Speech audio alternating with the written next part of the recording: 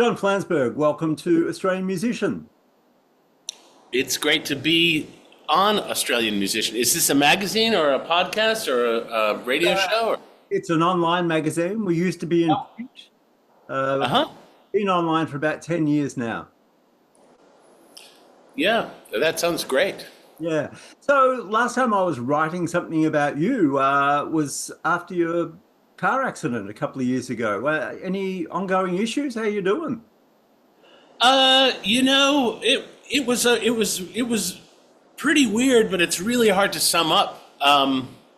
You know, it was a. I mean, I was in the hospital for a long time and bedridden for a long time. It was bad. But I didn't die, and I mean, it's a curious thing to be grateful for not having died. But the truth is, I am grateful for not having died.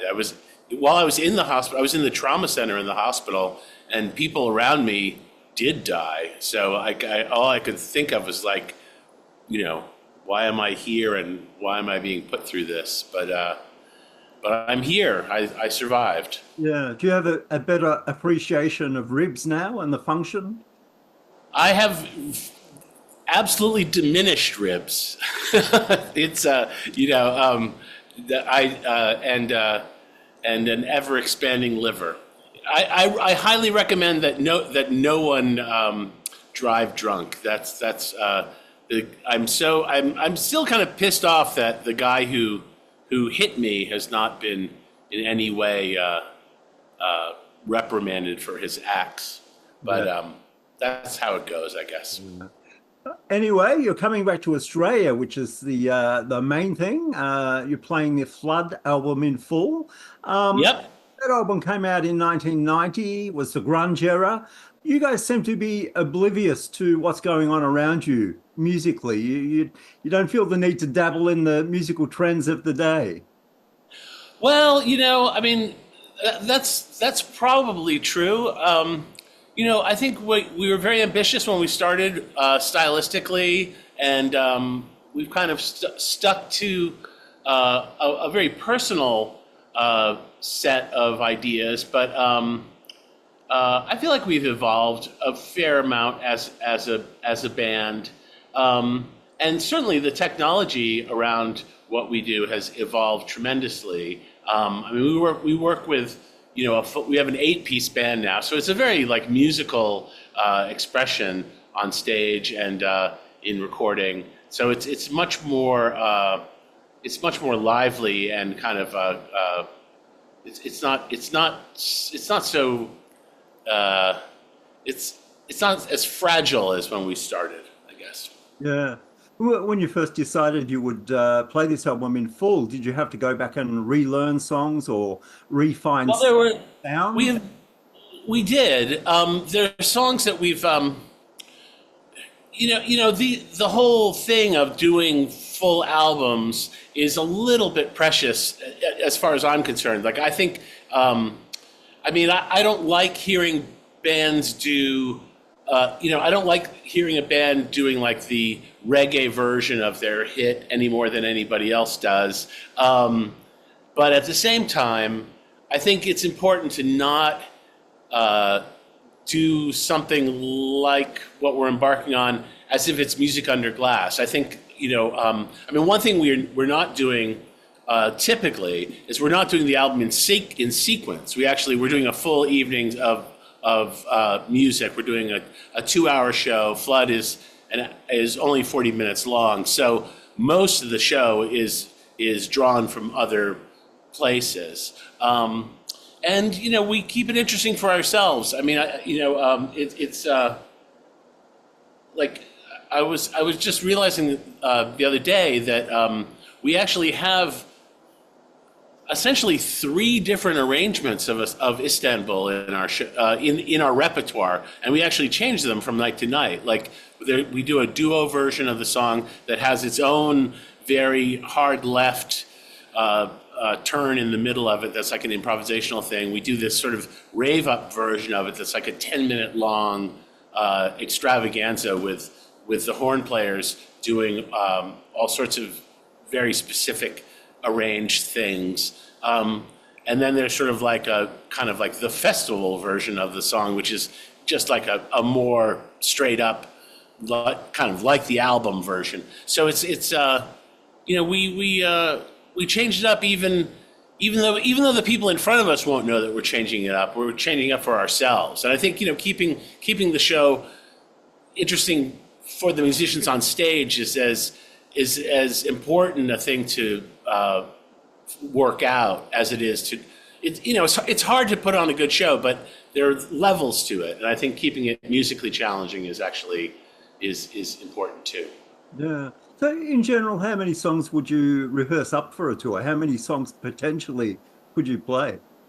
The last tour the tour we just got off of, I actually somebody posted an article about the repertoire that we did. We started with 75 songs, and we ended up over the course of a couple of months of touring, we performed 65 different songs in that show, and only a couple of them were from Flood. Like in the United States, we're actually doing the tour after the Flood tour, so we're kind of moving on to another level already in the States. Yeah. So for the rest of the band, do you have a set list so they know what's going on? Do you strike a chord and they know what song it's going to be? Oh, it's very much a set list thing. You know, it's fun. I've told this story before, but years ago I was in Lancaster, Pennsylvania, I think is the town, and I was doing an interview. A very young woman was interviewing me, and it was very, very thoughtful, kind of intense interview, and she was asking some, like, you know, very artistic questions, and I felt like we understood each other pretty well. And then our tour manager came in and said, like, oh, you got to wrap it up. And by the way, I need that set list as soon as you have it ready. And I was like, okay. And she was like, you use a set list? I was like, yeah, we do. And the look of disappointment on her face was so profound. It was like she had just been like handed a slip of paper that was like, the person you're talking to is a complete show business phony, you know. And it was very hard to even respond to, because I wanted to address whatever she was thinking, but I don't.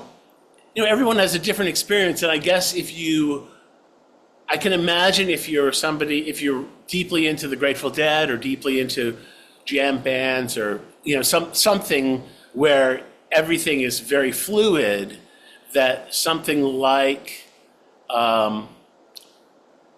something like a set list sounds very phony. But, you know, I mean, you know,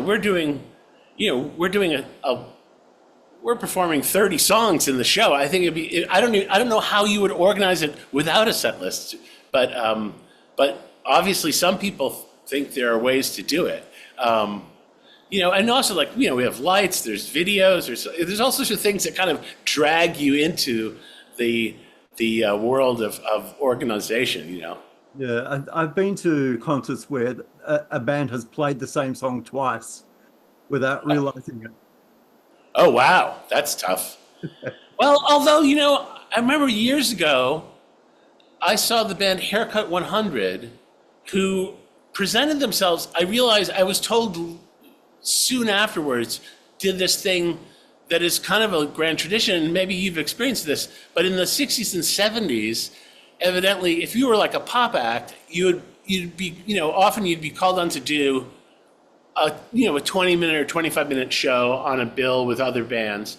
And the standard thing to do was to play your hit at the top of the show and then play your hit again at the end of the show. And this was considered a very satisfying delivery system for bands. 'Cause, I mean, I guess a lot of bands, you know, were kind of one-hit wonders. And so clearly everyone was there to hear this. You know, the reason you were there was to hear this song. And when I saw Haircut 100, they played their hit that way. They did their show exactly that way. And I have to say, the second time they played it, it was really even more profound. It was like, you thought you liked that song. You love that song. So it actually kind of worked, which is an interesting. It seems like a very British pop.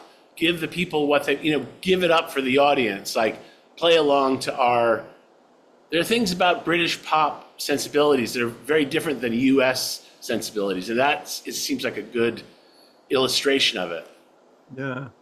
You mentioned technology before. How has it changed the way you guys play live? Well, there's one strange thing that we thought would be really impressive. I don't know. I've seen a million bands play live, and I have to say, especially when bands play short songs, there's this kind of tyranny of the 1, 2, 3, 4 at the top. I mean, unless you're the Ramones, like I don't think there's people are very excited about hearing the 1, 2, 3, 4 at the top of the song. And we were talking to our drummer Marty about he has a drum pad that does like hand claps, and I guess it's got like it might have bongos on it or something. It's got like just a couple of like percussion sounds that he can trigger.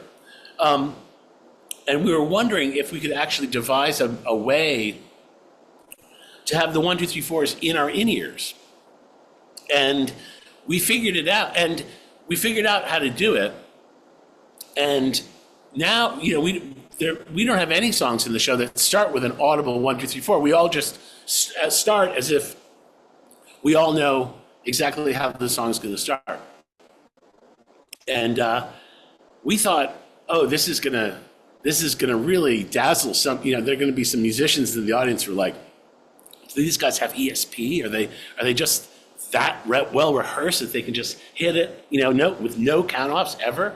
And I have to tell you, no one has ever noticed it. I mean, we've talked to, we've had a million musician friends come to shows, and that nobody has ever remarked on it. Nobody's complimented us. It's like, it's so frustrating because, you think you're actually addressing something sort of somehow meaningful. I don't know. I mean, I remember I've seen 2 bands in my life that didn't count off songs in general. It was NRBQ and Husker Du. And they did have some count offs. But a lot of the songs, they would just look at each other and start. And that was very impressive to me. That they had this, they were so dialed into each other that they could just play. And I would love to be at that level, but at the same time, when we're changing up the show, when we're, bringing in 20 different songs on the second night, I don't know how we would be. I mean, we would really have to rehearse a lot more, and we're already bored of rehearsing. What about the other end of the scale, ending a song? Is there an art to that? Oh, that's kind of an interesting topic. I mean, I think we have a tendency to, over time, things get embroidered and embellished, and we have to remind ourselves that that's also a lot of those cliches are not particularly interesting to listen to. So we kind of make some hard and fast rules about having certain songs ring out clean and nobody can noodle over it. Like if you've got like 8 people on stage and I would say everybody on stage has a predilection to noodle, so it's like if everybody feels confident that they can frost the cake with their very special noodle. If you don't declare that there will be no noodling at the end of the song, it's just going to happen. So we do discuss it, but I don't know. There's certain things that we've done. We've experimented with certain things and realized that the idea was too almost like anti-theatrical. Like we were doing some song that it ended on like a 5 chord. It didn't resolve, and it did have a clean ending with no button, like nothing declaring that the song was ending. It just kind of floated away. And we realized, I mean, if this is a conversation really between Marty and John Linnell, they realized that like nobody knew that the song was over. And so nobody would applaud, which was like very, very curious, I mean, it wasn't like they were in stunned silence, but it was like, it was very unclear that it wasn't going to keep on going. So we simply just added a button on the kick drum with John stopping playing, and that just informed the whole thing and everything. So everything got sorted out from there. Yeah, of course, in the studio, you can utilize the fade out that you can't do on stage.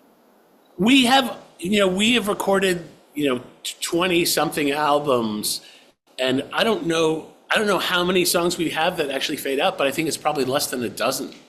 Yeah. That was a thing we never got into. I mean, I don't have anything against fading out, but it's just, for some reason, we're just not a band that fades out. Do bands still fade out? Does everybody fade out? I've never really thought about it until now. I think of fading out as a very 60s idea, because it's really about radio, right? Yeah. And then I feel like having songs end seems like kind of a hard rock and punk rock thing. Like, like AC/DC doesn't ever fade out. There are no fade outs on AC/DC songs, they just end. They stop. And a lot of times they stop in the exact same way. Speaking of endings, like there's a very specific way that AC/DC songs end. I think I heard a supercut on YouTube of like 75 AC/DC song endings, and it was really fantastic because they're all just variations on a theme. Yeah. Are you currently in the middle of writing a song, and if so, where's it at? Is it working, and what else does it need? Right now, I'm writing a song. I'm writing a song that is it's sort of based on a drum pattern that I put together. That's kind of slow. It's kind of slow, and the lyric is kind of this sort of idea of like a dance floor song that kind of insists on itself, like that it's sort of an expression of being, it's like the ultimate, like this song that you're listening to is the ultimate example of a dance floor filling song, but the actual energy of the song is really, really low. So it's going to be a little bit of a balancing act. Like, I guess there's kind of a gag in the idea of the song that it's like, that it's declaring itself a banger, but it's very low key. Is it hard to know when a song's done and to leave it alone? Well, sometimes it's hard to know if a song is even begun. I mean, like the thing I'm working on right now, it's really experimental in a way. Like it's just it's not like another song. I guess it's like a hip hop song because it's sort of like a programmed drum based thing, but the form of it or the idea of it is just kind of a spacewalk. Okay. You released a solo EP in 2023, Forest Trees. Any desire to release more solo material? Well, I'd like to expand that project to just be something full length. I think like a lot of people who start working at home and then end up working in the studio, it's very hard to know when something's finished when you're working at it at home, because there's no end to, like, the digital experience. You kind of you can almost start finishing it, as you're starting. Like you're just thinking like, oh, this will be the final track. This will be this will be the kick drum sound on the recording. You're not making a demo. Like that's the thing that's a little treacherous about working at home, is that there isn't a demo period right next to a recording period. Hold on a second. I'm not sure who that is.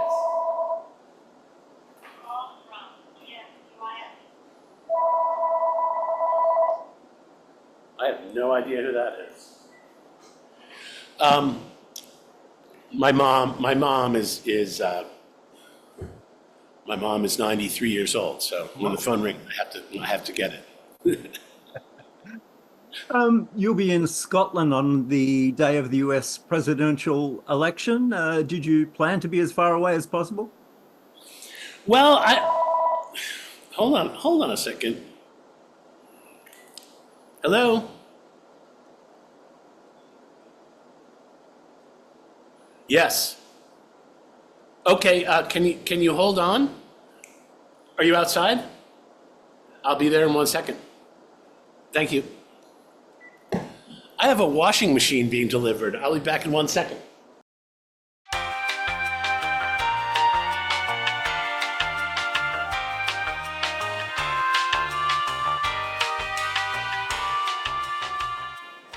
All right, I'm back. I'm so sorry.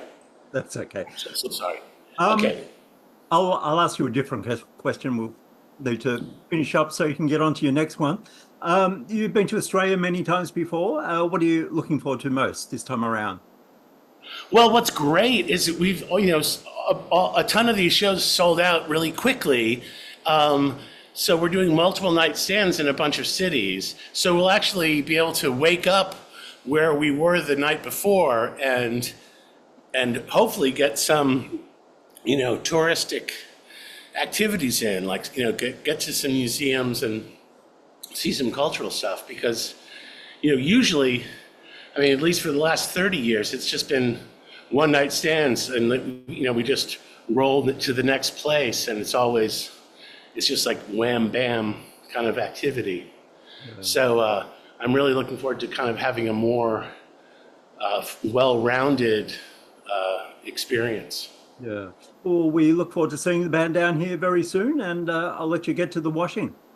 Oh yeah. It's a washing machine. It's a for dishes.